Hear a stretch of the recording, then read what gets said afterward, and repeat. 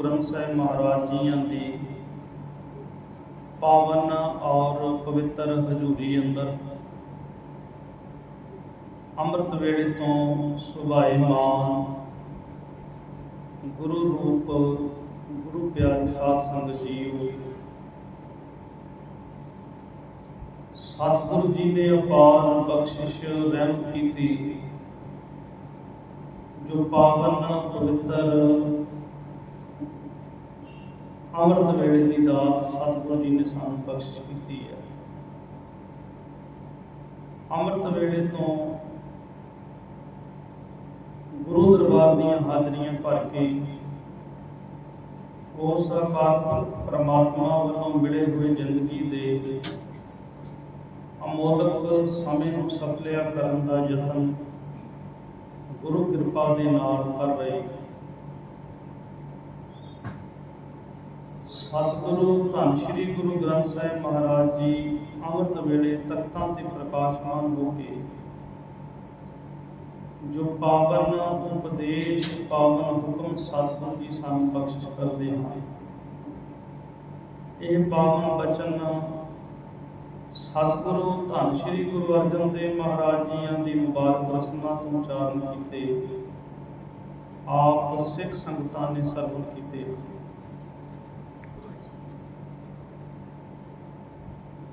धन श्री गुरु ग्रंथ साहिब महाराज जी की अपार बख्शिश रहमत के सदका पिछले समय तो सतगुरु जी दे विच धन श्री गुरु ग्रंथ साहिब महाराज जी दे विच जो 15 भगतां दी बाणी है उन्हां दे विचों आपां 12 भगतां दी बाणी नूं विचारन दा गुरु कृपा दे नाल यतन कीता है। अज भगत फरीद साहब जी की बाणी की आरंभता जिहड़ी है वो आपां गुरु कृपा दे नाल करनी है। भगत फरीद साहब जी उन्हां दा जिहड़ा जन्म का समय है वो तकरीबन 1173 का जिहड़ा है विद्वानां ने मन्निया ते अंत समा जिहड़ा भगत फरीद साहब जी का वो 1265 है। ते जिहड़ी बाणी भगत फरीद साहब जी उन्होंने उच्चारण की ये पावन बाणी नूं धन श्री गुरु नानक देव महाराज जी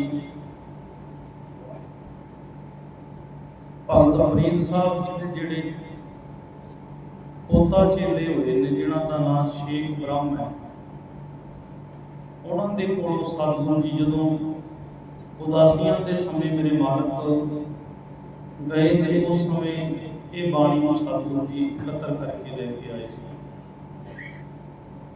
भगत फरीद साहब जी बाणी दे विच की उपदेश बख्शिश करते हैं। धन श्री गुरु ग्रंथ साहिब महाराज जी दे विच 4 शब्द 117 श्लोक भगत फरीद साहब जी नाल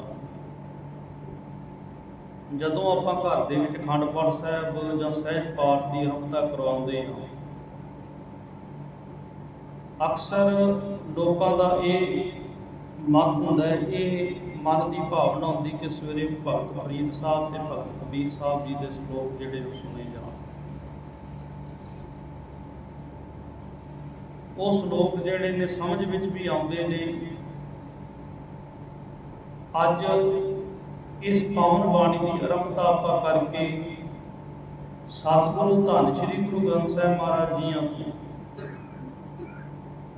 भगत फरीद साहब जी की बाणी को समझण का यतन जिहड़ा वो आपां गुरु कृपा दे नाल करांगे।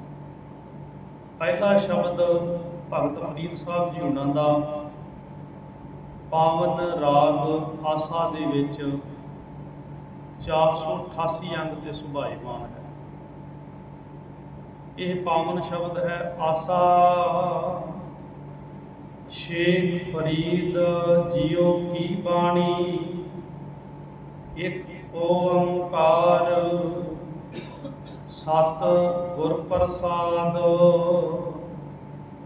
दिलों मुहब्बत जिन से सचिया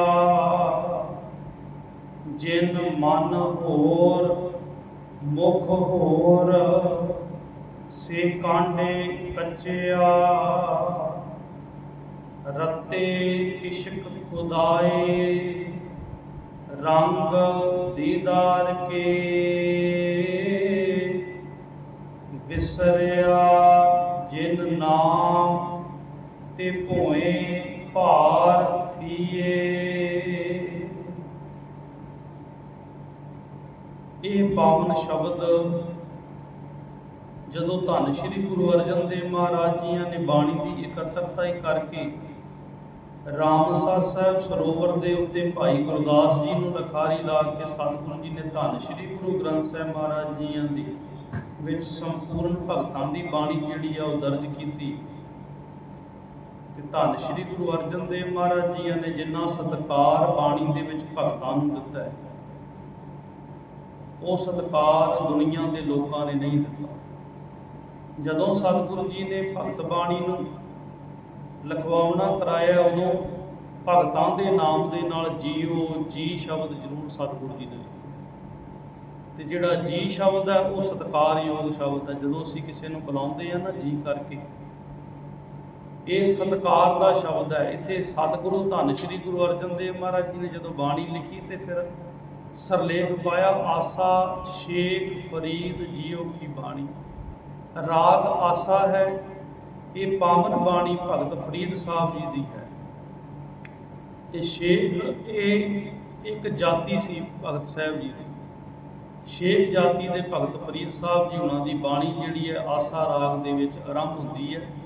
ਇੱਕ ਓੰਕਾਰ, ਉਹ ਪ੍ਰਮਾਤਮਾ ਇੱਕ ਹੈ, ਅਦੁੱਤੀ ਸਰੂਪ ਜਿਹੜਾ ਸਾਰਿਆਂ ਦੇ ਵਿੱਚ ਸਮਾਇਆ ਹੋਇਆ। ਤੇ ਉਹ ਇੱਕ ਪਰਮਾਤਮਾ ਜਿਹੜਾ ਹੈ ਉਹ ਗੁਰੂ ਦੀ ਕਿਰਪਾ ਦੇ ਨਾਲ ਪ੍ਰਾਪਤ ਹੁੰਦਾ ਹੈ। ਗੁਰੂ ਤੋਂ ਬਿਨਾਂ ਕਦੇ ਪਰਮਾਤਮਾ ਦੀ ਪ੍ਰਾਪਤੀ ਨਹੀਂ ਹੋ ਸਕਦੀ। ਜੇਕਰ ਅਸੀਂ ਗੁਰੂ ਧਾਰਨ ਕਰ ਲਿਆ ਫਿਰ ਤਾਂ ਉਹ ਰੱਬ ਦੀ ਪ੍ਰਾਪਤੀ ਹੋ ਜਾਵੇਗੀ, ਉਹ ਅਕਾਲ ਪੁਰਖ ਦੀ ਪ੍ਰਾਪਤੀ ਹੋ ਜਾਵੇਗੀ। ਤੇ ਜੇ ਅਜੇ ਤੱਕ ਅਸੀਂ ਗੁਰੂ ਹੀ ਨਹੀਂ ਧਾਰਨ ਕੀਤਾ, ਸਤਿਗੁਰੂ ਜੀ ਕਹਿੰਦੇ ਭਾਈ ਨਗੂਰੇ ਕਾ ਹੈ ਨਾਉ ਬੁਰਾ। ਨਗੂਰੇ ਬੰਦੇ ਦਾ ਤੇ ਨਾਮ ਲੈਣਾ ਵੀ ਬੁਰਾ ਜਿਹਨੇ ਗੁਰੂ ਧਾਰਨ ਨਹੀਂ ਕੀਤਾ। ਤੇ ਸਤਿਗੁਰੂ ਜੀ ਇੱਥੇ ਸਾਨੂੰ ਇਹ ਸਮਝਾ ਰਹੇ ਨੇ ਕਿ ਭਾਈ ਉਹ ਜਿਹੜਾ ਇੱਕ ਪਰਮਾਤਮਾ ਹੈ, ਜਿਹਦੀ ਗੱਲ ਸਮੁੱਚੀ ਬਾਣੀ ਨੇ ਕੀਤੀ ਹੈ ਅਰਬਤਾ ਦੇ ਵਿੱਚ, ਜਿੱਤੇ ਧੰਨ ਸ਼੍ਰੀ ਗੁਰੂ ਨਾਨਕ ਦੇਵ ਮਹਾਰਾਜ ਜੀ ਨੇ ਇੱਕ ਓੰਕਾਰ ਪਾ ਕੇ ਸਮੁੱਚੀ ਬਾਣੀ ਜਿਹੜੀ ਦਰਜ ਕੀਤੀ। ਇਸ ਇੱਕ ਤੋਂ ਭਾਵ ਹੈ ਉਹ ਪਰਮਾਤਮਾ ਇੱਕ ਹੈ ਤੇ ਉਹ ਗੁਰੂ ਦੀ ਕਿਰਪਾ ਦੇ ਨਾਲ ਮਿਲਦਾ ਹੈ। ਹੁਣ ਸਤਿਗੁਰੂ ਧੰਨ ਸ਼੍ਰੀ ਗੁਰੂ ਗ੍ਰੰਥ ਸਾਹਿਬ ਮਹਾਰਾਜ ਜੀ ਵਿੱਚ ਜਿਹੜਾ ਪਹਿਲਾ ਸ਼ਬਦ ਹੈ, ਇਹਦੇ ਵਿੱਚ ਭਗਤ ਸਾਹਿਬ ਜੀ ਸਮਝਾਉਂਦੇ ਨੇ, ਦਿਲੋਂ ਮੁਹੱਬਤ ਜਿਨ ਸਈ ਸੱਚਿਆ। ਹੁਣ ਜਿਨ੍ਹਾਂ ਦੇ ਦਿਲ ਦੇ ਵਿੱਚ ਮੁਹੱਬਤ ਕਹਿੰਦੇ ਜੀ ਪ੍ਰੇਮ ਪਿਆਰ, ਤੇ ਜਿਨ੍ਹਾਂ ਦੇ ਦਿਲ ਦੇ ਵਿੱਚ ਪ੍ਰਮਾਤਮਾ ਪ੍ਰਤੀ ਪਿਆਰ ਹੈ, ਦੁਨੀਆ ਦੇ ਵਿੱਚ ਸੱਚੇ ਮਨੁੱਖ ਉਹੀ ਨੇ। ਸੱਚਿਆਰ ਉਹਨੂੰ ਕਿਹਾ ਜਾਂਦਾ ਹੈ ਜਿਹੜੇ ਪਰਮਾਤਮਾ ਦੇ ਨਾਲ ਦਿਲੋਂ ਪਿਆਰ ਕਰਦੇ ਨੇ। ਹੁਣ ਜੇ ਪਿਆਰ ਦੀ ਗੱਲ ਕਰੀਏ ਤੇ ਆਪਾਂ ਅਰਦਾਸ ਦੇ ਵਿੱਚ ਜਦੋਂ ਜ਼ਿਕਰ ਕਰਦੇ ਆ ਨਾ, ਜਿਨ੍ਹਾਂ ਸਿੰਘਾਂ ਸਿੰਘਣੀਆਂ ਨੇ ਧਰਮ ਹੇਤ ਸੀਸ ਦਿੱਤੇ, ਬੰਦ ਕਟਵਾਏ, ਖੋਪਰੀਆਂ ਲੋਹਾਈਆਂ, ਚਰਖੜੀਆਂ ਤੇ ਚੜੇ, ਤਨ ਆਰਿਆਂ ਨਾਲ ਚਰਾਏ ਗਏ, ਗੁਰਦੁਆਰਿਆਂ ਦੀ ਸੇਵਾ ਲਈ ਕੁਰਬਾਨੀਆਂ ਕੀਤੀਆਂ, ਧਰਮ ਨਹੀਂ ਹਾਰਿਆ, ਸਿੱਖੀ ਕੇਸਾਂ ਸਵਾਸਾਂ ਨਾਲ। ਇਹ ਪਾਵਨ ਸ਼ਬਦ ਦੇ ਵਿੱਚ ਜਿੰਨੇ ਵੀ ਗੁਰਸਿੱਖਾਂ ਦਾ ਜ਼ਿਕਰ ਆਉਂਦਾ ਹੈ, ਸਮੇਂ ਦੇ ਤੇ ਪੁਰਾਤਨ, ਜਿਨ੍ਹਾਂ ਨੇ ਧਰਮ ਹੇਤ ਇਸ ਸਿੱਖੀ ਨੂੰ ਕਮਾਇਆ। ਹੁਣ ਧੰਨ ਸ਼੍ਰੀ ਗੁਰੂ ਤੇਗ ਬਹਾਦਰ ਪਾਤਸ਼ਾਹ ਮਹਾਰਾਜ ਜੀਆਂ ਦੇ ਨਾਲ ਜਦੋਂ ਦਿੱਲੀ ਦੇ ਵਿੱਚ ਸਿੰਘ ਗਏ ਨੇ, ਭਾਈ ਦਿਆਲਾ ਜੀ, ਭਾਈ ਸਤੀ ਦਾਸ, ਭਾਈ ਮਤੀ ਦਾਸ, ਉਹਨਾਂ ਦੀ ਮੁਹੱਬਤ ਕਿਵੇਂ ਸੀ ਗੁਰੂ ਦੇ ਨਾਲ। ਅੱਜ ਤਾਂ ਹੀ ਦੁਨੀਆ ਯਾਦ ਕਰਦੀ ਹੈ ਨਾ, ਸਤਿਗੁਰੂ ਜੀ ਕਹਿੰਦੇ ਦਿਲੋਂ ਮੁਹੱਬਤ ਜਿਨ ਸਈ ਸੱਚੇ ਉਹ ਨੇ ਜਿਨ੍ਹਾਂ ਦੇ ਅੰਦਰ ਦਿਲ ਦੇ ਵਿੱਚ ਉਸ ਕਰਤੇ ਦੇ ਪ੍ਰਤੀ ਮੁਹੱਬਤ ਹੈ। ਹੁਣ ਭਾਈ ਸਤੀ ਦਾਸ ਦੇ ਸਿਰ ਦੇ ਉੱਤੇ ਜਦੋਂ ਆਰਾ ਚੱਲਣ ਲੱਗਾ, ਆਰਾ ਚਲਾਉਣ ਤੋਂ ਪਹਿਲਾਂ ਇਹ ਕਿਹਾ ਗਿਆ ਕਿ ਤੁਸੀਂ ਆਪਣਾ ਧਰਮ ਛੱਡ ਦਿਓ ਤੇ ਤੁਹਾਡੀ ਜਾਨ ਬਖਸ਼ ਦਿੱਤੀ ਜਾਵੇਗੀ।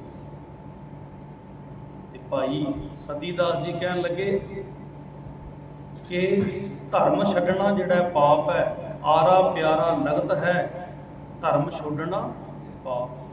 ਕਿ ਅਸੀਂ ਧਰਮ ਨੂੰ ਨਹੀਂ ਛੱਡ ਸਕਦੇ ਆਪਣੇ ਨੂੰ, ਅਸੀਂ ਮੁਰਸ਼ਦ ਆਪਣੇ ਗੁਰੂ ਨੂੰ ਨਹੀਂ ਛੱਡ ਸਕਦੇ, ਕਿਉਂਕਿ ਉਸ ਗੁਰੂ ਨੇ ਸਾਨੂੰ ਉਸ ਅਕਾਲ ਪੁਰਖ ਸੱਚੇ ਦੇ ਨਾਲ ਜੋੜਿਆ। ਅਸੀਂ ਉਸ ਪਰਮਾਤਮਾ ਨੂੰ ਨਹੀਂ ਛੱਡ ਸਕਦੇ, ਆਰਾ ਸਾਨੂੰ ਪਿਆਰਾ ਲੱਗਦਾ, ਆਰੇ ਦੀ ਸਾਨੂੰ ਪਰਵਾਹ ਨਹੀਂ ਹੈ। ਤੇ ਸਤਿਗੁਰੂ ਜੀ ਇੱਥੇ ਕਹਿੰਦੇ ਜਿਨ੍ਹਾਂ ਦੇ ਅੰਦਰ ਦਿਲ ਦੇ ਵਿੱਚ ਪਿਆਰ ਹੁੰਦਾ ਹੈ, ਸੱਚੇ ਮਨੁੱਖ ਦੁਨੀਆ ਦੇ ਵਿੱਚੋਂ ਗਿਣੇ ਜਾਂਦੇ ਨੇ। ਦਿਲੋਂ ਮੁਹੱਬਤ ਜਿਨ ਸੇਈ ਸੱਚਿਆ। ਤੇ ਹੁਣ ਸਤਿਗੁਰੂ ਜੀ ਅੱਗੇ ਸਮਝਾਉਂਦੇ ਨੇ ਜਿਨ ਮਨ ਹੋਰ ਮੁਖ ਹੋਰ ਸੇ ਕਾਂਡੇ ਕੱਚਿਆ। ਹੁਣ ਦੁਨੀਆ ਦੇ ਵਿੱਚ ਕੱਚੇ ਮਨੁੱਖ ਕੌਣ ਨੇ? ਸਤਿਗੁਰੂ ਜੀ ਕਹਿੰਦੇ ਜਿਹੜਾ ਮੁਖ ਦੇ ਵਿੱਚ ਕੁਝ ਹੋਰ ਚੱਲਦਾ ਹੋਵੇ, ਮੁਖ ਦੇ ਵਿੱਚੋਂ ਕੁਝ ਹੋਰ ਬੋਲਦਾ ਹੋਵੇ ਤੇ ਦਿਲ ਦੇ ਵਿੱਚ ਕੁਝ ਹੋਰ ਹੀ ਚੱਲੀ ਜਾਵੇ, ਇਹੋ ਜਿਹੇ ਮਨੁੱਖ ਜਿਹੜੇ ਨੇ ਉਹ ਕਦੇ ਵੀ ਸਚਿਆਰ ਨਹੀਂ ਹੋ ਸਕਦੇ। ਸਤਿਗੁਰੂ ਜੀ ਦੀ ਬਾਣੀ ਕਹਿੰਦੀ ਸਚਿਆਰ ਸਿੱਖ ਬਾਹ ਹੈ ਸਤਿਗੁਰ ਪਾਸ, ਕੂੜਿਆਰਾਂ ਚੇਤੇ ਉਲਾਸ। ਜਿਹੜੇ ਸੱਚੇ ਸਿੱਖ ਨੇ ਉਹ ਗੁਰੂ ਦੇ ਕੋਲ ਬਹਿ ਕੇ ਗੁਰੂ ਦੀ ਗੱਲ ਨੂੰ ਸੁਣਨਾ ਕਰਦੇ ਨੇ। ਤੇ ਸਤਿਗੁਰੂ ਜੀ ਇੱਥੇ ਕਹਿੰਦੇ ਭਾਈ ਜਿਨ੍ਹਾਂ ਦੇ ਮੁਖ ਦੇ ਵਿੱਚੋਂ ਕੁਝ ਹੋਰ ਚੱਲਦਾ, ਮੂੰਹ ਦੇ ਵਿੱਚੋਂ ਤੇ ਕੁਝ ਹੋਰ ਬੋਲ ਰਿਹਾ, ਬਚਨ ਬੋਲ ਰਿਹਾ ਪਿਆਰ ਦੇ, ਪਰ ਦਿਲ ਦੇ ਵਿੱਚ ਛੁਰੀਆਂ ਚੱਲਦੀਆਂ ਪਿਆ, ਦਿਲ ਦੇ ਵਿੱਚ ਕਿਸੇ ਦਾ ਬੁਰਾ ਕਰਨ ਦਾ ਸੋਚਦਾ ਪਿਆ, ਇਹੋ ਜਿਹੇ ਮਨੁੱਖ ਜਿਹੜੇ ਨੇ ਉਹ ਦੁਨੀਆ ਦੇ ਵਿੱਚ ਕੱਚੇ ਗਿਣੇ ਜਾਂਦੇ ਨੇ। ਧੰਨ ਸ਼੍ਰੀ ਗੁਰੂ ਗੋਬਿੰਦ ਸਿੰਘ ਮਹਾਰਾਜ ਜੀ ਨੇ ਜਦੋਂ ਜਫਰਨਾਮਾ ਲਿਖਿਆ ਨਾ ਸਾਧ ਸੰਗਤ ਜੀ, ਦੀਨੇ ਕਾਂਗੜ ਦੀ ਧਰਤੀ ਤੇ ਸਤਿਗੁਰੂ ਜੀ ਨੇ ਔਰੰਗੇ ਨੂੰ ਜਫਰਨਾਮੇ ਦੇ ਵਿੱਚ ਇਹ ਗੱਲ ਲਿਖੀ ਸੀ ਕਿ ਤੂੰ ਈਮਾਨ ਦਾ ਵੀ ਕੱਚਾ ਹੈ, ਈਮਾਨ ਦਾ ਵੀ ਝੂਠਾ ਹੈ, ਤੇਰੇ ਮੁਖ ਦੇ ਵਿੱਚ ਹੋਰ ਹੈ ਤੇ ਤੇਰੇ ਦਿਲ ਦੇ ਵਿੱਚ ਕੁਝ ਹੋਰ ਹੈ। ਤੇ ਧੰਨ ਸ਼੍ਰੀ ਗੁਰੂ ਗ੍ਰੰਥ ਸਾਹਿਬ ਮਹਾਰਾਜ ਜੀ ਦੀ ਬਾਣੀ ਸਮੁੱਚੀ ਸਾਨੂੰ ਇਹ ਸਮਝਾਉਂਦੀ ਹੈ ਕਿ ਭਾਈ ਜਿਵੇਂ ਦਾ ਤੂੰ ਅੰਦਰੋਂ ਉਵੇਂ ਦਾ ਤੂੰ ਬਾਹਰੋਂ ਜੁੜ ਜਾ। ਜੇ ਤੂੰ ਅੰਦਰੋਂ ਰੱਬ ਦੇ ਨਾਲ ਜੁੜਿਆ ਤੇ ਬਾਹਰ ਤੇਰਾ ਜੀਵਨ ਵੀ ਉਦਾਂ ਦਾ ਹੋਣਾ ਚਾਹੀਦਾ ਹੈ। ਇਹ ਨਹੀਂ ਕਿ ਭੇਖ ਦਿਖਾਵੇ ਜਗਤ ਕੋ ਲੋਗਨ ਕੋ ਬਸ, ਲੋਕਾਂ ਨੂੰ ਭੇਖ ਵਿਖਾ ਵਿਖਾ ਕੇ ਆਪਦੇ ਵਸ ਵਿੱਚ ਚੱਲ ਕੀਤਾ, ਪਰ ਜਦੋਂ ਤੇਰੇ ਕੋਲ ਆ ਕੇ ਕੋਈ ਬੈਠਿਆ ਤੇ ਫਿਰ ਉਹਨਾਂ ਨੂੰ ਲੁੱਟਣਾ ਸ਼ੁਰੂ ਕਰ ਦਿੱਤਾ। ਭੇਖ ਨੂੰ ਕਰੇ ਵੀ ਥਾਂ ਨਹੀਂ ਦਿੱਤੀ ਗੁਰੂ ਗ੍ਰੰਥ ਸਾਹਿਬ ਮਹਾਰਾਜ ਜੀ ਦੇ ਵਿੱਚ। ਤੇ ਸਤਿਗੁਰੂ ਜੀ ਕਹਿੰਦੇ ਜਿਨ ਮਨ ਹੋਰ ਮੁਖ ਹੋਰ ਸੇ ਕਾਂਡੇ ਕੱਚਿਆ। ਹੁਣ ਦੋ ਗੱਲਾਂ ਮੇਰੇ ਮਾਲਕ ਨੇ ਸਮਝਾ ਦਿੱਤੀਆਂ। ਸੱਚੇ ਉਹ ਨੇ ਜਿਨ੍ਹਾਂ ਦੀ ਮੁਹੱਬਤ ਜਿਹੜੀ ਹੈ, ਜਿਨ੍ਹਾਂ ਦੀ ਇਬਾਦਤ ਉਹ ਪ੍ਰਮਾਤਮਾ ਸੱਚੇ ਦੇ ਨਾਲ ਜਿਨ੍ਹਾਂ ਦਾ ਇਸ਼ਕ ਹੈ, ਤੇ ਜਿਹੜੇ ਮੁਖ ਦੇ ਵਿੱਚੋਂ ਕੁਝ ਹੋਰ ਬੋਲਦੇ ਨੇ, ਮਨ ਦੇ ਵਿੱਚ ਕੁਝ ਹੋਰ ਚੱਲਦਾ ਹੈ। ਸਤਿਗੁਰੂ ਜੀ ਕਹਿਣ ਲੱਗੇ ਭਾਈ ਉਹ ਜਿਹੜੇ ਮਨੁੱਖ ਨੇ ਦੁਨੀਆ ਤੇ ਕੱਚੇ ਗਿਣੇ ਜਾਂਦੇ। ਰੱਤੇ ਇਸ਼ਕ ਖੁਦਾਏ ਰੰਗ ਦੀਦਾਰ ਕੇ। ਸਤਿਗੁਰੂ ਧੰਨ ਸ਼੍ਰੀ ਗੁਰੂ ਗ੍ਰੰਥ ਸਾਹਿਬ ਮਹਾਰਾਜ ਜੀ ਦੀ ਬਾਣੀ ਕਹਿੰਦੀ ਕਿ ਆਸ਼ਿਕ ਇਹ ਨਾ ਆਖੀ ਹੈ ਜੇ ਲਿਖੈ ਵਰਤੈ ਸੋਈ, ਨਾਨਕ ਆਸ਼ਿਕ ਕਾਂਢੀ ਹੈ ਸਦ ਹੀ ਰਹਿ ਸਮਾਈ। ਹੁਣ ਆਸ਼ਿਕ ਉਹ ਹੈ ਜਿਹੜਾ ਲੇਖਿਆਂ ਦੇ ਵਿੱਚ ਪੈ ਗਿਆ, ਜਦੋਂ ਤੇ ਕੋਈ ਆਪਣਾ ਮਨੋਰਥ ਹੈ ਉਦੋਂ ਤੇ ਪਿਆਰ ਦੀ ਸਾਂਝ ਕਰ ਲਈ, ਪਰ ਜਦੋਂ ਮਨੋਰਥ ਪੂਰਾ ਹੋ ਗਿਆ ਤੇ ਫਿਰ ਮਾਲਕ ਨੂੰ ਪੁੱਛਿਆ ਵੀ ਨਾ। ਜੇ ਮਾਲਕ ਦੁੱਖ ਦੇ ਵਿੱਚ ਹੈ ਤੇ ਮਾਲਕ ਦੀ ਸਾਰ ਨਾ ਲਈ ਤੇ ਸਤਿਗੁਰੂ ਜੀ ਕਹਿਣ ਲੱਗੇ ਉਹ ਆਸ਼ਿਕ ਨਹੀਂ। ਆਸ਼ਿਕ ਉਹ ਹੈ ਜਿਹੜੇ ਖੁਦਾ ਦੇ ਇਸ਼ਕ ਦੇ ਵਿੱਚ ਰੰਗੇ ਗਏ। ਰੰਗ ਹੁੰਦਾ ਜੀ ਪ੍ਰੇਮ, ਜਿਹੜੇ ਖੁਦਾ ਦੇ ਦਦਾਰ ਮੈਨੇ ਹੁੰਦਾ ਦਰਸ਼ਨ, ਉਹ ਪ੍ਰਮਾਤਮਾ ਦੇ ਜਿਹੜੇ ਰੰਗ ਦੇ ਵਿੱਚ, ਦਰਸ਼ਨਾਂ ਦੇ ਵਿੱਚ ਜਿਹੜੇ ਰੱਤੇ ਗਏ, ਉਹ ਅਸਲੀ ਖੁਦਾ ਦੇ ਨਾਲ ਇਸ਼ਕ ਹੈ। ਰੱਤੇ ਇਸ਼ਕ ਖੁਦਾਏ, ਉਹ ਆਸ਼ਿਕ ਜਿਹੜੇ ਪ੍ਰਵਾਨ ਨੇ। ਦੁਨੀਆ ਦੇ ਵਿੱਚ ਆਸ਼ਿਕ ਬੜੇ ਤਰ੍ਹਾਂ ਦੇ ਹੋਏ ਨੇ। ਇੱਕ ਭਗਤ ਭਾਈ ਗੁਰਦਾਸ ਜੀ ਉਹਨਾਂ ਦਾ ਬਚਨ ਆਉਂਦਾ ਹੈ, ਉਹਨਾਂ ਨੇ ਉਸ ਬਚਨ ਦੇ ਵਿੱਚ ਸਾਰੇ ਦੁਨੀਆ ਦੇ ਆਸ਼ਿਕਾਂ ਦਾ ਜ਼ਿਕਰ ਕੀਤਾ ਹੈ ਕਿ ਲੈਲਾ ਮਜਨੂ ਆਸ਼ਕੀ ਚੌ ਚੱਕੀ ਜਾਤੀ। ਅੱਗੇ ਕਹਿੰਦੇ ਜੀ ਸੋਰਠ ਬੀਜਾ ਗਾਵੀ ਹੈ ਜਸ ਸੁਗੜ ਵਾਤੀ, ਸੱਸੀ ਨੂੰ ਦੋਸਤੀ ਹੋਏ ਜਾਤ ਅਜਾਤੀ। ਸਾਰਾ ਕੁਝ ਸਾਰੇ ਆਸ਼ਿਕਾਂ ਦਾ ਜ਼ਿਕਰ ਕਰਕੇ ਸਤਿਗੁਰੂ ਭਾਈ ਗੁਰਦਾਸ ਜੀ ਕਹਿੰਦੇ ਪੀਰ ਮੁਰੀਦਾਂ ਪਿਰਹੜੀ ਗਾਵਣ ਪ੍ਰਭਾਤੀ। ਅਸਲ ਵਿੱਚ ਉਹ ਆਸ਼ਕੀ ਪ੍ਰਵਾਨ ਹੈ ਜਿਹੜੀ ਪ੍ਰਭਾਤੇ ਪ੍ਰਮਾਤਮਾ ਦੇ ਨਾਮ ਦੇ ਵਿੱਚ ਜਿਹੜੇ ਰੁੱਤੇ ਹੋਏ ਆਸ਼ਿਕ ਨੇ, ਜਿਹੜੇ ਦਿਨ ਰਾਤੀ ਅਰਾਧੋ ਪਿਆਰੇ ਨਿਮਖ ਨਾ ਕੀਜੈ ਢੀਲਾ, ਜਿਹੜੇ ਅੰਮ੍ਰਿਤ ਵੇਲੇ ਉੱਠ ਕੇ ਪ੍ਰਮਾਤਮਾ ਦੀ ਇਬਾਦਤ ਦੇ ਵਿੱਚ ਜੁੜ ਜਾਂਦੇ ਨੇ, ਉਹ ਆਸ਼ਿਕ ਪ੍ਰਮਾਤਮਾ ਦੇ ਦਰ ਦੇ ਉੱਤੇ ਪ੍ਰਵਾਨ ਹੋ ਜਾਂਦੇ ਨੇ। ਇੱਥੇ ਭਗਤ ਫਰੀਦ ਸਾਹਿਬ ਜੀ ਕਹਿ ਰਹੇ ਰੱਤੇ ਇਸ਼ਕ ਖੁਦਾਏ, ਜਿਹੜੇ ਖੁਦਾ ਦੇ ਇਸ਼ਕ ਦੇ ਵਿੱਚ ਰੱਤੇ ਗਏ, ਰੰਗ ਦੀਦਾਰ ਕੇ ਵਿਸਰਿਆ ਜਿਨ ਨਾਮ, ਤੇ ਭੋਏ ਭਾਰਤੀ। ਭੋਏ ਕਹਿੰਦੇ ਜੀ ਧਰਤੀ ਨੂੰ। ਤੇ ਭਗਤ ਫਰੀਦ ਸਾਹਿਬ ਜੀ ਬਚਨ ਬੜੇ ਕਰੜੇ ਕਰਦੇ ਨੇ। ਭਗਤ ਸਾਹਿਬ ਜੀ ਕਹਿੰਦੇ ਜਿਹਨਾਂ ਨੂੰ ਨਾਮ ਵਿਸਰ ਗਿਆ ਨਾ, ਉਹ ਧਰਤੀ ਦੇ ਉੱਤੇ ਮੰਨ ਲਓ ਕਿ ਧਰਤੀ ਦੇ ਉੱਤੇ ਆਏ ਹੋਏ ਭਾਰ ਨੇ। ਉਹ ਧਰਤੀ ਦੇ ਉੱਤੇ ਆ ਕੇ ਵੀ ਭਾਰ ਹੀ ਪਾਇਆ ਉਹਨਾਂ ਨੇ, ਉਹਨਾਂ ਦੇ ਆਉਣ ਦਾ ਕੋਈ ਵੱਡਾ ਫਾਇਦਾ ਨਹੀਂ ਹੋਇਆ। ਕੋਈ ਧਰਤੀ ਨੂੰ ਆ ਕੇ ਨਾਮ ਜਪ ਤਪ ਕੀਤਾ ਉਹਨਾਂ ਨੇ। ਭਗਤ ਸਾਹਿਬ ਜੀ ਕਹਿਣ ਲੱਗੇ ਜਿਨ੍ਹਾਂ ਨੇ ਨਾਮ ਵਿਸਾਰ ਦਿੱਤਾ ਰੱਬ ਦਾ, ਤੇ ਸਤਿਗੁਰੂ ਜੀ ਦੀ ਬਾਣੀ ਕਹਿੰਦੀ ਜਿਨ੍ਹਾਂ ਵਿਸਾਰਿਓ ਨਾਉ ਫਰੀਦਾ, ਤਿੰਨਾਂ ਮੁੱਖ ਡਰਾਵਣੇ ਜਿਨ੍ਹਾਂ ਵਿਸਾਰਿਓ ਨਾਉ। ਉਹਨਾਂ ਦੇ ਤੇ ਮੁੱਖ ਹੀ ਡਰਾਵਣੇ ਜਿਨ੍ਹਾਂ ਨੇ ਰੱਬ ਦਾ ਨਾਮ ਵਿਸਾਰ ਦਿੱਤਾ। ਇਸ ਕਰਕੇ ਭਗਤ ਸਾਹਿਬ ਜੀ ਕਹਿਣ ਲੱਗੇ ਭਾਈ ਜਿਹੜੇ ਰੱਬ ਦਾ ਨਾਮ ਵਿਸਾਰ ਦਿੰਦੇ ਨੇ, ਉਹ ਧਰਤੀ ਦੇ ਉੱਤੇ ਮਾਨੋ ਭਾਰ ਹੀ ਨੇ। ਉਹਨਾਂ ਦਾ ਆਇਆ ਕੋਈ ਬਾਹਲਾ ਕੋਈ ਸਫਰ ਨਹੀਂ ਹੈ ਸੰਸਾਰ ਦੇ ਉੱਤੇ। ਸਫਲ ਉਹਨਾਂ ਦਾ ਹੋਇਆ ਸੰਸਾਰ ਤੇ ਆਉਣਾ ਜਿਨ੍ਹਾਂ ਨੇ ਰੱਬ ਦਾ ਨਾਮ ਜਪ ਕੇ, ਰੱਬ ਦੀ ਬੰਦਗੀ ਕਰਕੇ, ਇਬਾਦਤ ਕਰਕੇ ਉਸ ਰੱਬ ਦੇ ਨਾਲ ਜੁੜਨਾ ਕੀਤਾ ਹੈ। ਕਿਉਂਕਿ ਇਹ ਗੱਲ ਤਾਂ ਦੁਨੀਆ ਦੇ ਵਿੱਚ ਬਿਲਕੁਲ ਕਲੀਅਰ ਹੈ ਕਿ ਆਇਓ ਪੜਨ ਸੁਣਨ ਕੋ ਬਾਣੀ, ਨਾਮ ਵਿਸਾਰ ਲੱਗੈ ਅਨ ਲਾਲਚ ਬਿਰਥਾ ਜਨਮ ਕਰਾਣੀ। ਆਏ ਤਾਂ ਬਾਣੀ ਸੁਣਨ ਪੜਨ ਵਾਸਤੇ ਆਏ, ਆਇਆ ਇਹ ਮਨੁੱਖਾ ਜਨਮ ਮਿਲਿਆ ਰੱਬ ਦੀ ਇਬਾਦਤ ਵਾਸਤੇ।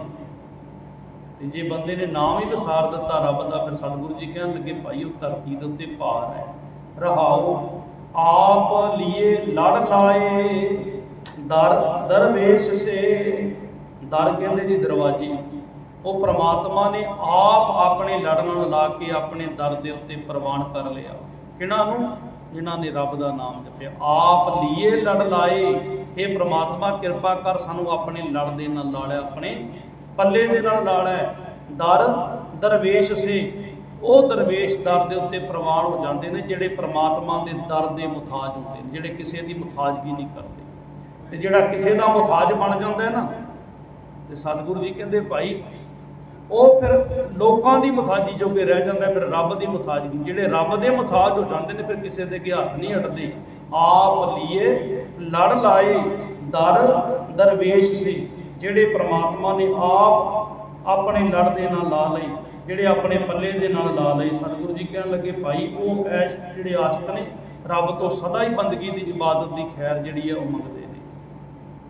ਤਿੰਨ ਧਨ ਜਨੇਨ ਦੀ ਮਾਂ ਆਏ ਸਫਲ ਸੇ, ਭਾਈ ਉਹਨਾਂ ਦੀ ਮਾਤਾ ਵੀ ਧਨਤਾ ਯੋਗ ਹੈ ਜਿਹੜੇ ਸੰਸਾਰ ਦੇ ਵਿੱਚ ਆ ਕੇ ਪ੍ਰਮਾਤਮਾ ਦਾ ਨਾਮ ਜਪਦੇ। ਜਿਨ੍ਹਾਂ ਨੇ ਰੱਬ ਦਾ ਨਾਮ ਜਪਿਆ ਨਾ, ਉਹ ਮਾਂ ਵੀ ਧਨਤਾ ਯੋਗ ਹੈ, ਉਹ ਕੁੱਲ ਵੀ ਭਲੀ ਹੈ ਜਿਹੜੀ ਕੁੱਲ ਦੇ ਵਿੱਚ ਆ ਕੇ ਨਾਮ ਜਪਿਆ। ਭਗਤ ਸਾਹਿਬ ਜੀ ਕਹਿੰਦੇ ਤਿੰਨ ਧਨ ਜਨੇਂਦੀ ਮਾਂ ਆਏ ਸਫਲ ਸੀ, ਉਹਨਾਂ ਦਾ ਆਉਣਾ ਸਫਲ ਹੈ। ਉਹਨਾਂ ਦੀ ਮਾਤਾ ਵੀ ਧਨਤਾ ਯੋਗ ਹੈ। ਸਤਿਗੁਰੂ ਜੀ ਦੀ ਪਾਵਨ ਬਾਣੀ ਦਾ ਬਚਨ ਪੜ੍ਹਦੇ ਹਾਂ, ਧੰਨ ਧੰਨ ਪਿਤਾ, ਧੰਨ ਧੰਨ ਮਾਤਾ, ਧੰਨ ਧੰਨ ਕੁੱਲ, ਧੰਨ ਧੰਨ ਸੋ ਜਨਨੀ ਜਿਨ ਗੁਰੂ ਜਣਿਆ। ਉਹ ਮਾਤਾ ਵੀ ਧਨਤਾ ਯੋਗ ਹੈ ਜਿਹਨੇ ਇਹੋ ਜਿਹੇ ਸੂਰਮੇ ਨੂੰ ਜਨਮ ਦਿੱਤਾ ਹੈ, ਜਿਹਨੇ ਇਹੋ ਜਿਹੇ ਭਗਤ ਨੂੰ ਜਨਮ ਦਿੱਤਾ ਹੈ। ਭਗਤ ਤੁਲਸੀ ਜੀ ਦਾ ਇੱਕ ਦੋਹਰਾ ਆਉਂਦਾ ਹੈ, ਕਹਿ ਲਗੇ ਜਨਨੀ ਜਣੈ ਤਾਂ ਭਗਤ ਜਨ, ਕਹਿ ਦਾਤਾ ਕਹਿ ਸੂਰ, ਨਹੀਂ ਤਾਂ ਜਨਨੀ ਬਾਜ ਰਹਿ ਕਾਹੇ ਗਵਾਵੇ। ਜੇ ਜਨਨੀ ਜੇ ਜਨਨ ਵਾਲੀ ਨੂੰ ਜਨਮ ਦੇਣਾ ਤੇ ਜਾਂ ਤੇ ਭਗਤ ਨੂੰ ਜਨਮ ਦੇ, ਜਾਂ ਕੋਈ ਸੂਰਮੇ ਨੂੰ ਆਪਣੀ ਕੁੱਖ ਦੇ ਵਿੱਚੋਂ ਜਨਮ ਦੇ। ਤੇ ਜੇ ਤੂੰ ਕੋਈ ਕੁੱਖ ਦੇ ਵਿੱਚੋਂ ਸੂਰਮਾ ਜਾਂ ਭਗਤ ਨਹੀਂ ਨਾ ਜੰਮ ਸਕਦੀ, ਤੇ ਫਿਰ ਆਪਣੇ ਚਿਹਰੇ ਦਾ, ਆਪਣੇ ਸਰੀਰ ਦਾ, ਆਪਣੇ ਨੂਰ ਨੂੰ ਗਵਾਉਣ ਦਾ ਕੀ ਫਾਇਦਾ? ਜੇ ਇਹੋ ਜਿਹੇ ਨੂੰ ਜਨਮ ਦੇਣਾ ਜਿਹੜਾ ਧਰਤੀ ਤੇ ਆ ਕੇ ਬੋਝ ਹੋਇਆ, ਜਿਹੜਾ ਧਰਤੀ ਤੇ ਭਾਰ ਪਾਵੇਗਾ ਆ ਕੇ, ਫਿਰ ਇਹੋ ਜਿਹੇ ਨੂੰ ਜਨਮ ਦੇਣ ਤੋਂ ਬਿਨਾ ਉਹ ਮਾਂ ਬਾਂਝ ਰਹਿ ਜਾਵੇ ਚੰਗਾ ਹੈ। ਸਤਿਗੁਰੂ ਜੀ ਦੀ ਬਾਣੀ ਕਹਿੰਦੀ ਭਾਈ ਉਹ ਮਾਂ ਧਨਤਾ ਯੋਗ ਹੈ ਜਿਹੜੀ ਮਾਂ ਨੇ ਉਹੋ ਜਿਹੇ ਭਗਤ ਸੂਰਮਿਆਂ ਨੂੰ ਜਨਮ ਦਿੱਤਾ ਜਿਨ੍ਹਾਂ ਦੀ ਇਹ ਸੰਸਾਰ ਦੇ ਵਿੱਚ ਆ ਕੇ ਦੁਨੀਆ ਦੀ ਲੁਕਾਈ ਵਾਸਤੇ ਬੜੇ ਪਰਉਪਕਾਰ ਦੇ ਕੰਮ ਕੀਤੇ ਨੇ। ਤੇ ਸਤਿਗੁਰੂ ਜੀ ਕਹਿੰਦੇ ਉਹ ਮਾਤਾ ਵੀ ਧਨਤਾ ਯੋਗ ਹੈ, ਉਹਦਾ ਆਉਣਾ ਵੀ ਧਨਤਾ ਯੋਗ ਹੈ, ਕਿਉਂਕਿ ਉਹਦੀ ਕੁੱਖ ਦੇ ਵਿੱਚੋਂ ਭਗਤਾਂ ਨੇ ਜਨਮ ਲਿਆ, ਉਹਦੀ ਕੁੱਖ ਦੇ ਵਿੱਚੋਂ ਸੂਰਬੀਰਾਂ ਨੇ ਜਨਮ ਲਿਆ, ਉਹਦੀ ਕੁੱਖ ਦੇ ਵਿੱਚੋਂ ਗੁਰੂਆਂ ਨੇ ਜਨਮ ਲਿਆ। ਉਹ ਮਾਤਾ ਵੀ ਧੰਤਾ ਜੋਗ ਹੈ, ਤਿੰਨ ਧਨ ਜਨੇਂਦੀ ਮਾਓ ਆਏ ਸਫਲ ਸੇ। ਪਰਵਤਗਾਰ ਅਪਾਰ ਅਗੰਮ ਬੇਅੰਤ ਤੂੰ। ਪਰਵਤਗਾਰ ਹੁੰਦਾ ਜਿਹੜਾ ਸਾਰੇ ਪ੍ਰਮਾਤਮਾ, ਜਿਹੜਾ ਸਾਰਾ ਕਾਰੋਬਾਰ ਦਾ ਮਾਲਕ ਹੈ, ਪਰਵਤਗਾਰ। ਅਪਾਰ ਜਿਹੜਾ ਅਪਾਰ ਪ੍ਰਮਾਤਮਾ ਹੈ, ਪਾਰਾਵਾਰ ਤੋਂ ਪਰੇ, ਜਿਹੜਾ ਅਗੰਮ ਜਿਹੜਾ ਸਾਡੀ ਗਮਤਾ ਤੋਂ ਪਰੇ, ਜਿਹੜਾ ਸਾਡੀ ਸੋਚ ਤੋਂ ਵੀ ਪਰੇ। ਪਰਵਤਗਾਰ ਅਪਾਰ ਅਗੰਮ ਬੇਅੰਤ, ਜਿਹਦੀ ਉਪਮਾ ਬੇਅੰਤ ਹੈ, ਜਿਹੜਾ ਪ੍ਰਮਾਤਮਾ ਬੇਅੰਤ ਹੈ। ਇਹਨੂੰ ਸਤਿਗੁਰੂ ਜੀ ਦੀ ਬਾਣੀ ਨੇ ਕਿਹਾ ਬੇਅੰਤਾ। ਬੇਅੰਤ ਗੁਣ ਤੇਰੇ ਕੇਤਕ ਗਾਵਾਂ ਰਾਮ, ਉਹ ਪ੍ਰਮਾਤਮਾ ਬੇਅੰਤ ਹੈ। ਸਤਿਗੁਰੂ ਜੀ ਕਹਿੰਦੇ ਪਰਵਤਗਾਰ ਅਪਾਰ ਅਗੰਮ ਬੇਅੰਤ ਤੂੰ। ਤੂੰ ਪ੍ਰਮਾਤਮਾ ਪਰਵਤਗਾਰ ਹੈ, ਤੂੰ ਅਪਾਰ ਹੈ, ਪਾਰਾਵਾਰ ਤੋਂ ਪਰੇ, ਤੂੰ ਗਮਤਾ ਤੋਂ ਪਰੇ, ਤੂੰ ਬੇਅੰਤ ਹੈ। ਜਿਨ੍ਹਾਂ ਪਛਾਤਾ ਸੱਚ ਚੁੰਮਾ ਪੈਰ ਮੂੰਹ ਤੋਂ ਭਾਵ ਹੁੰਦਾ ਜੀ ਮੈਂ। ਜਿਨ੍ਹਾਂ ਨੇ ਸੱਚ ਨੂੰ ਪਛਾਣ ਲਿਆ, ਜਿਹੜੇ ਸੱਚ ਦੇ ਨਾਲ ਜੁੜ ਗਏ। ਸਤਿਗੁਰੂ ਜੀ ਕਹਿੰਦੇ ਭਾਈ ਜਿਨ੍ਹਾਂ ਪਛਾਤਾ ਸੱਚ, ਜਿਨ੍ਹਾਂ ਨੇ ਸੱਚ ਨੂੰ ਪਛਾਣ ਲਿਆ। ਹੁਣ ਸੱਚ ਕੀ ਹੈ? ਸੱਚ ਉਹ ਪ੍ਰਮਾਤਮਾ ਦਾ ਨਾਮ ਹੈ। ਆਦ ਸੱਚ ਜੁਗਾਦ ਸੱਚ ਹੈ ਭੀ ਸੱਚ, ਨਾਨਕ ਹੋਸੀ ਭੀ ਸੱਚ। ਸਤਿਗੁਰੂ ਜੀ ਕਹਿੰਦੇ ਭਾਈ ਉਹ ਜਿਨ੍ਹਾਂ ਨੇ ਸੱਚੇ ਨੂੰ ਪਛਾਣ ਲਿਆ ਨਾ, ਕਿਉਂਕਿ ਸੱਚ ਸਭਨਾ ਹੋਏ ਦਾਰੂ ਪਾਪ ਕੱਢੈ ਹੋਈ। ਜਿਹੜਾ ਸੱਚ ਸਾਰਿਆਂ ਦੇ ਵਾਸਤੇ ਦਾਰੂ ਬਣ ਜਾਂਦਾ, ਜਿਹੜਾ ਪਾਪਾਂ ਨੂੰ ਬਾਹਰ ਕੱਢਦਾ ਹੈ। ਤੇ ਧੰਨ ਸ਼੍ਰੀ ਗੁਰੂ ਗ੍ਰੰਥ ਸਾਹਿਬ ਮਹਾਰਾਜ ਜੀ ਦੀ ਬਾਣੀ ਕਹਿੰਦੀ ਭਾਈ ਉਹ ਸੱਚ ਦੇ ਨਾਲ ਜੁੜਨਾ ਕਰ। ਇੱਥੇ ਭਗਤ ਫਰੀਦ ਸਾਹਿਬ ਜੀ ਕਹਿੰਦੇ ਕਿ ਜਿਨ੍ਹਾਂ ਪਛਾਤਾ ਤੋਂ ਪਾਉਂਦਾ ਪਛਾਣ ਲਿਆ ਸੱਚ ਚੁੰਮਾ ਪੈਰ ਮੂੰਹ, ਮੈਂ ਉਹਨਾਂ ਦੇ ਪੈਰਾਂ ਨੂੰ ਹਮੇਸ਼ਾ ਚੁੰਮਦਾ ਰਵਾਂ, ਉਹਨਾਂ ਦੇ ਚਰਨਾਂ ਦੇ ਉੱਤੇ ਹਮੇਸ਼ਾ ਡਿੱਗਿਆ ਰਵਾਂ, ਜਿਨ੍ਹਾਂ ਨੇ ਸੱਚ ਨੂੰ ਪਛਾਣ ਲਿਆ। ਤੇਰੀ ਪਨੈ ਖੁਦਾਏ ਤੂੰ ਬਖਸ਼ੰਦਗੀ, ਇਹ ਬਖਸ਼ਣਹਾਰ ਪ੍ਰਮਾਤਮਾ ਮੈਂ ਤੇਰੀ ਪਨਾਹ ਦੇ ਵਿੱਚ ਆਇਆ, ਮੈਂ ਤੇਰੀ ਸ਼ਰਨ ਦੇ ਵਿੱਚ ਆਇਆ। ਪਨਾਹ ਤੋਂ ਭਾਵ ਹੁੰਦਾ ਮੈਂ ਤੇਰੀ ਸ਼ਰਨ ਦੇ ਵਿੱਚ ਪ੍ਰਮਾਤਮਾ ਆਇਆ ਹਾਂ, ਕਿਉਂਕਿ ਤੈਨੂੰ ਪਤਾ ਹੈ ਪ੍ਰਮਾਤਮਾ ਮੇਰੇ ਵਿੱਚ ਕਿੰਨੇ ਕੁ ਔਗਣ ਨੇ। ਹਮ ਅਵਗਣ ਭਰੇ ਏਕ ਗੁਣ ਨਾਹੀ, ਅੰਮ੍ਰਿਤ ਛਾਟ ਵਿਖੈ ਵਿਖ ਖਾਈ। ਮਾਇਆ ਮੋਹ ਭਰਮ ਪੈ ਭੁੱਲੇ, ਸੁਤ ਦਾਰਾ ਸਿਉ ਪ੍ਰੀਤ ਲਗਾਈ। ਇੱਕ ਉੱਤਮ ਪੰਥ ਸੁਣਿਓ ਗੁਰ ਸੰਗਤ, ਤਿਹ ਮਿਲੰਤ ਜਮ ਤਰਾਸ ਮਿਟਾਈ। ਇੱਕ ਅਰਦਾਸ ਪਾਟ ਕੀਰਤ ਕੀ, ਗੁਰੂ ਰਾਮਦਾਸ ਰੱਖੋ ਸ਼ਰਨਾਈ। ਇੱਥੇ ਭਗਤ ਸਾਹਿਬ ਜੀ ਕਹਿੰਦੇ ਪ੍ਰਮਾਤਮਾ ਮੈਂ ਤੇਰੀ ਸ਼ਰਨ ਦੇ ਵਿੱਚ ਆਇਆ। ਤੇਰੀ ਪਨੈ ਖੁਦਾਏ, ਇਹ ਖੁਦਾ ਤੋਂ ਭਾਵ ਹੁੰਦਾ ਜੀ ਖੁਦ ਆਇਆ। ਖੁਦਾ ਦੇ ਅਰਥ ਜਿਹੜੇ ਖੁਦ ਆਇਆ, ਜਿਹਨੂੰ ਆਪਾਂ ਮੂਲ ਮੰਤਰ ਦੇ ਵਿੱਚ ਕਹਿੰਦੇ ਆ ਸੈ ਭੰਗ, ਜਿਹਦਾ ਜਨਮ ਆਪਣੇ ਆਪ ਤੋਂ ਹੈ, ਜਿਹਦਾ ਨਾ ਕੋਈ ਮਾਂ ਹੈ ਤੇ ਨਾ ਕੋਈ ਬਾਪ ਹੈ। ਹੁਣ ਪ੍ਰਮਾਤਮਾ ਦਾ ਕੋਈ ਮਾਂ ਬਾਪ ਨਹੀਂ ਹੈ, ਪਰ ਉਹ ਪ੍ਰਮਾਤਮਾ ਸਾਰਿਆਂ ਦਾ ਮਾਂ ਬਾਪ ਹੈ।